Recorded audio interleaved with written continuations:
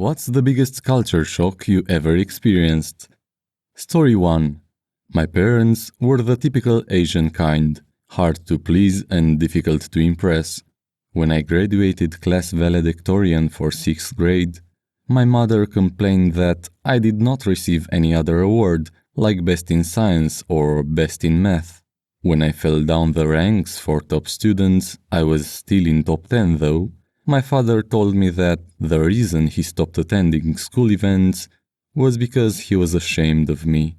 When my elder sister got pregnant a couple of months before graduating med school, my mom stopped talking to her for a month. They lived across the hall from each other. Unforgiving of failures. That was the kind of parents that we had. When my girlfriend took her licensure exam for accountancy for the first time, she failed the test. I was with her when she told her parents about it. To this day, I still remember the shock I felt for what transpired that day. We were seated in her dorm, me beside my girlfriend, and opposite to us were her parents. She was finding it difficult to confess, and when the words "I failed" finally came out, the first thing her father said was, "That's okay." Then my girlfriend started crying, and her parents consoled her. They were hugging and giving her words of encouragement, assuring her everything will be all right, and that the thing to do is to move forward and try again.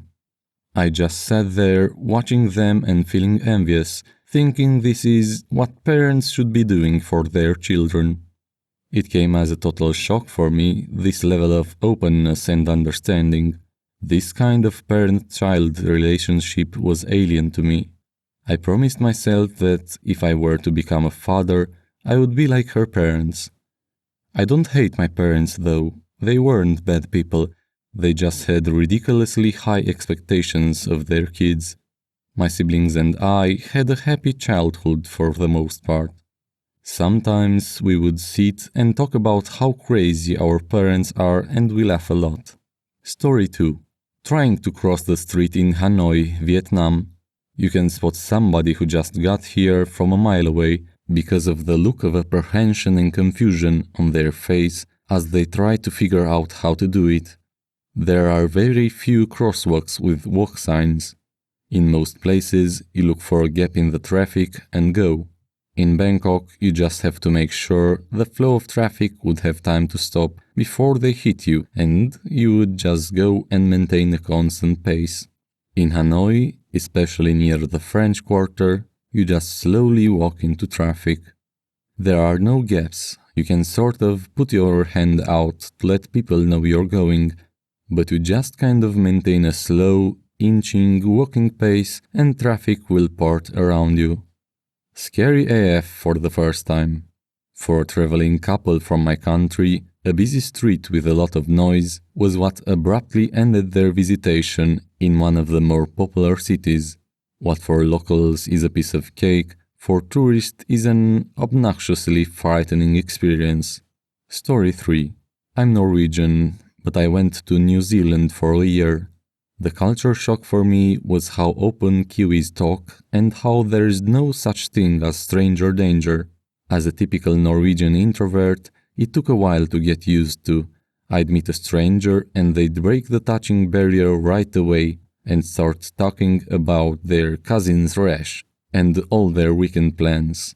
Even bigger shock was returning to silent Norway. Coming back from UK, I almost started driving on the wrong side of the road, so I can understand how this change in the environment shocks people. Story 4. I was lost in Oslo looking for a certain address and my phone wasn't working right. I did what most Americans would do and I stopped the next person I saw and asked if they could point me in the right direction. Well, the first guy I asked was an Afghan refugee who actually spoke okay amounts of English. He was so excited that I wanted to talk to him that he personally walked me to my direction and was going on and on how no one wants to talk to him, both because culturally you don't talk to strangers and because a lot of people don't like immigrants like himself. Coming from Los Angeles, where probably every other person you pass is an immigrant from somewhere, I found it totally puzzling. Story 5. Probably when I was in China and people would either come up to me and ask to take a picture of me, or just straight up start taking pictures of me right in front of me. I'm 6'2" and a woman, and they thought I must be a model or a freak. I mean, people think it's odd where I live, but they don't come up to me and go, "You're tall, picture?" One guy stopped taking pictures of animals in the zoo to take pictures of me. I must be on so many Chinese people's social media and family photos. People would come up with their kids and think it was great. That sums up most of the interactions I have seen on the internet of Asian people with tall people from other parts of the world, especially German people. Story 6. My friends and I went to Taiwan for 9 days. Everyone was incredibly nice. It blew me away. We had a taxi driver for a whole day who ate lunch with us and was amazed how we could use the chopsticks. We didn't encounter a single rude person. After we landed home at LAX, literally on the escalator leaving, a Taiwanese person was trying to walk past a couple and they told him no and wouldn't move for him. Story 7. A few years back, our family went to Japan for a family trip. We were in a restaurant and my dad tipped our waitress while we were leaving. About 5 minutes after we left, we saw our waitress running down the street. She handed our money back to us. We were all confused, so my dad tried to hand the tip back to her. She wouldn't take the money and ran back to the restaurant. We didn't realize this, but tipping is considered rude in Japan. Story 8. When I got my first teaching job, I had moved from northeastern Pennsylvania to southern Arizona. I rented a house with my husband and another couple. The house was huge, absolute insanity for what we paid for it. When my students found out I lived in a 2-story house, they were all in disbelief. I was told that only rich people lived in 2-story houses because no one can afford the AC bill in the summer. In my defense, I was making around $29,000 a year and paying for a cross-country move, so definitely not rich, but it really put my students' level of poverty smack dab in front of my face. Story 9. Rock concerts in Japan. You have a number on your ticket and everyone queues according to that number. Yes, they managed to queue hundreds of people in front of a venue according to the order in which they bought their ticket. It's fair, if you buy your ticket early, you can get the chance for a better spot, and you have a chance to buy limited merch that is usually sold out after minutes. When the venue opens, they call out every number, and as soon as yours is called out, you can go in. They do that every time. They do that at a small venue with 20 people waiting, and they do that at festivals. Another thing, even after 2 days of festival, the venue is clean AF. Not one water bottle, not one wrapping paper or anything. I was at Summer Sonic, Fuji Rock, and Osaka Met Rock. It was clean everywhere. Edit. Because my comment blew up, I thought I would throw in another fun story. I was at a Tricket concert in Osaka. I was really far back, behind the guardrail. A girl next to me went to the toilet after the first supporting act finished. She left her towel and her smartphone behind and nobody dared to take her spot. 10 minutes later, she was back. She was alone there. Sometimes I wish we had the discipline of the Japanese people. We still learn to be disciplined and that not every situation should be treated as everyone for themselves in Romania. But I remember every time that every culture has its ups and downs. Story 10. In India, we have a system of printing prices for each and everything on the box of that thing. This includes everything from a tiny pack of gums to a giant refrigerator. Vendors cannot charge more than the maximum retail price, MRP, but they can charge less than that. Most of the big supermarkets and malls usually charge less than the MRP. However, in Europe, I've never seen this. Anyone can charge any price for anything. I've seen a pack of milk sold at 4 different prices in my nearby stores. In India, if the owner charges more than the MRP, a consumer can lodge a complaint against them, and they can face serious consequences. That's totally true. In Europe, the most added to a price I have seen so far was a 500 increase in price at a coffee place in the city, not a bar on the beach. Story 11. First time I was in DC was 4 years ago. I was stuck there overnight because my flight got cancelled. I was in college, so I decided to leave the hotel the airport put me in and walk to see the White House. I didn't realize how far it would be. Anyways, many hours later, I realized DC is this insane place where we have massive monuments to leaders of our country, which at night are surrounded by homeless people sleeping on the sidewalk. I walked down one street with the Capitol building in the background and had to walk around dozens of people sleeping on the sidewalk.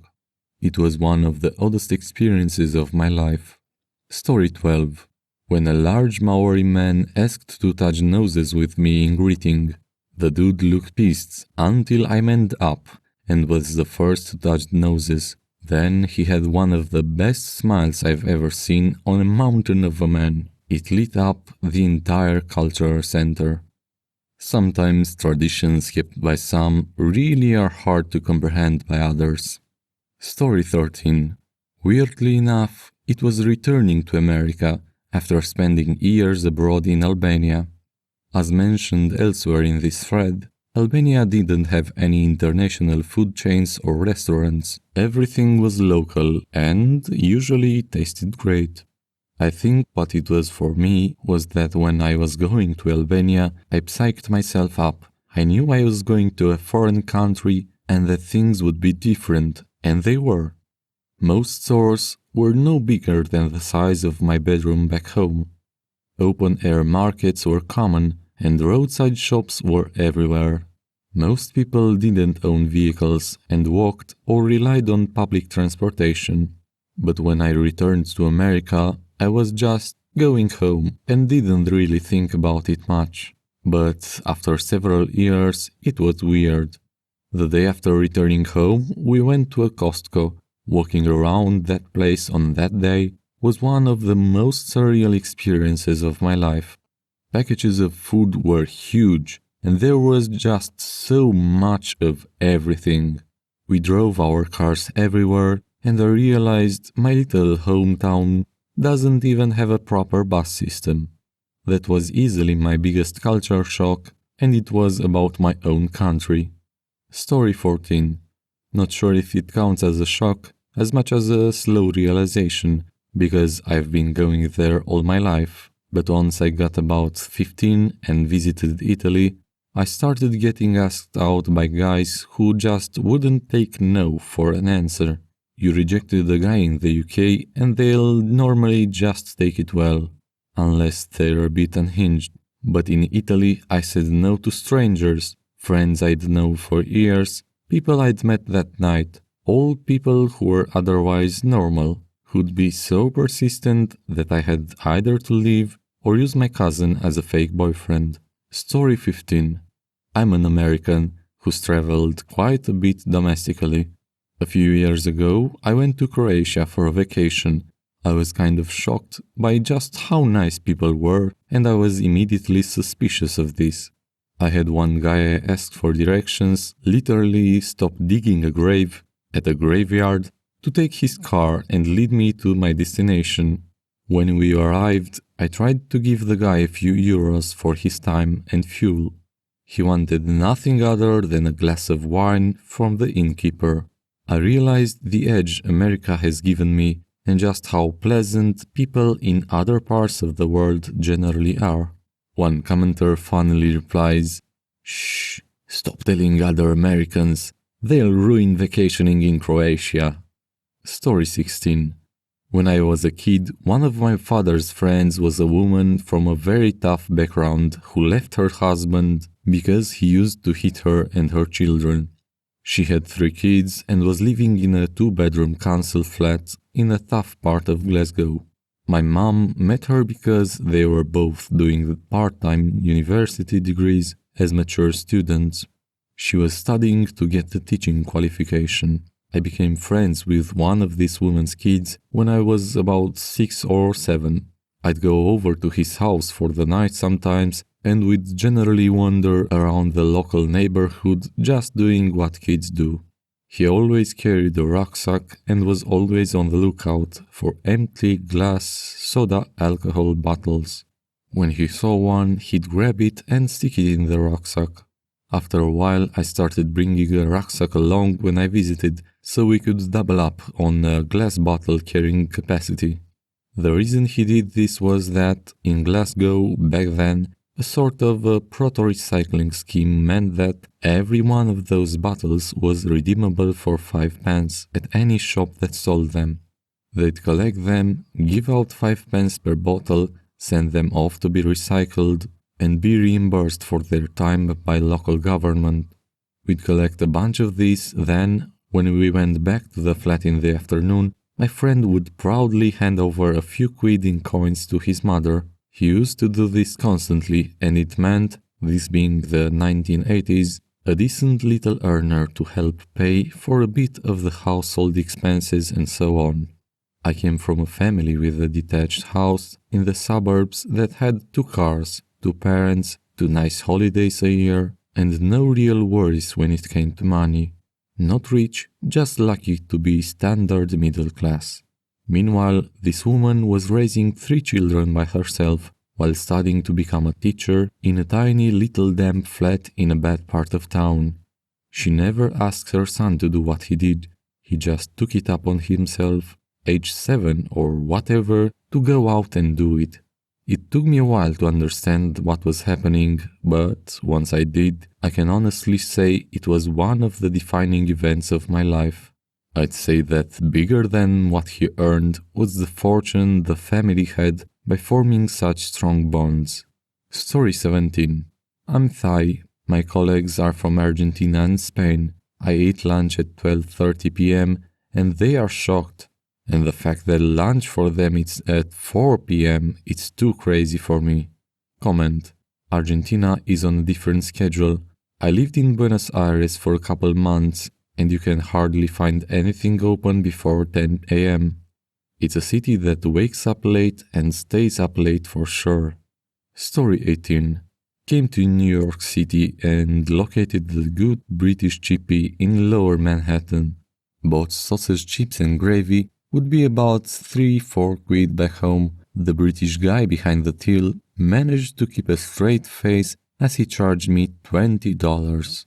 I just got back from Britain, and the difference between what are everyday essentials at home and what are everyday essentials in UK shocked me too. Also, the prices. Story 19. Cultural food is a big novelty in some places. Within communities like Polish, Korean, Italian, etc., you can find it relatively cheap, but if it's exotic and authentic, they know they can charge out the bomb, and Americans will buy it for the experience. Story 20. I was born in Hawaii and lived on the Big Island until I was 6. Little me was used to wearing flip-flops or no shoes, and lightweight dresses, swimsuits and shorts, and a t-shirt everywhere. It was too hot for anything else, or it would just get dirty. Cut to my family moving to Ontario, Canada, about 3 hours north of Toronto. My dad was working in the vacation business, so we moved to an actual ski resort for the first few months. My sister and I were enrolled in a Catholic school, and suddenly I had to wear clothes. But not just clothes. Stockings, jumpers, shirts with too many buttons, and shoes that had to shine, coats, hats, gloves, different shoes to wear outside. 6-year-old me could not comprehend any of this. We even had to change for the gym and then change back. My mom helped me put my stockings on in the mornings, but after gym I would have to put them on by myself. One day my teacher called my mom to come get me because I decided to start some sort of anti-clothing revolution. and was jumping around the changing room in my underwear with my stockings on my head. Story 21. I was born and raised in Peru, but left for the US in my early 20s. Despite things being far from rosy at the beginning, I was mostly pleasantly shocked. Drivers would stop for me if I was coming close to a street corner. Kids 18 years old were getting their own places with a friend or girlfriend. Weed smoking was so commonplace, I could make in an hour of fast food work what I would do in a day back at the old birthplace. People were generally nice and polite, and they smiled more often at strangers. Also, two 2-inch bulletproof glass at the counter at a KFC in Pennsylvania, and they gave you your food via a revolving tray window. Moved down to Florida and, oh man, all that open space and beautiful houses. Everyone has a car. My family could never afford one growing up, so I didn't even know how to drive. Supermarkets are fancy and no one asks you to show your receipt when you are leaving, just in case you are stealing something. Got a job at a golf resort, buzzard at a nice brunch place. So much food. My typical breakfast was 2 pieces of bread with margarine spread, an instant coffee, scrambled eggs were like for Sundays.